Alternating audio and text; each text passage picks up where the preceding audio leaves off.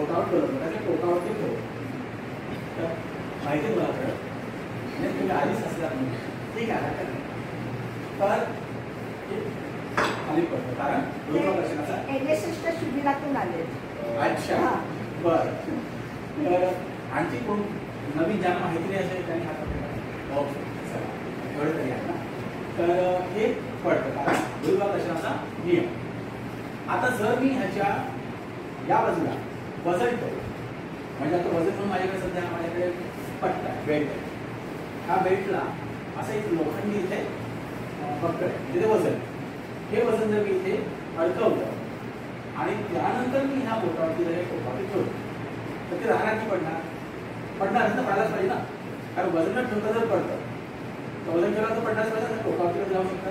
पण तो बुवा बाबा काय सांगतो, बोलू बाबा की माझ्या अंगामध्ये दैवी शक्ती आहे आणि त्या दैवी शक्तीच्या सहाय्याने चमत्काराचा प्रयोग निघून जाणार. तो दावा करतो मी चमत्कार करतो, माझ्याकडे दैवी शक्ती आहे आणि हा तो गुन्हा करतो आणि मला फसवतो आणि आपण फसतो आणि असं सांगितलं तुम्हाला तुमच्याकडून वाटेल तशी दक्षिणा उकरतो. आणि 1 2 पण त्या आधी मंत्र मला काहीतरी मंत्र बोलतो असं होतं करतो आधी आणि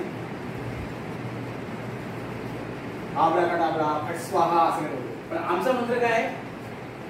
मूठ भूत भानावरती करणी मूठ, भूत भानावरती करणी मूठ आणि विज्ञान म्हणते सब कुछ छू.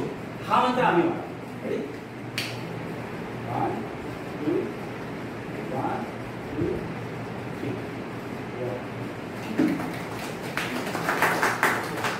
आणि हा चमत्कार बघितल्यानंतर डोळे वापरले जातं. अशिक्षित लोक सुशिक्षित सुद्धा बसतात आणि म्हणतात की बाबा तुमच्या आमची समस्या दूर करतो आणि तो फ्रेश होतो.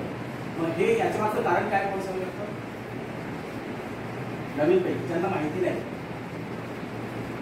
काय कारण आहे. हे जर वजन न ठेवलं जर पडत होतं त्यानंतरचा प्रयोग आहे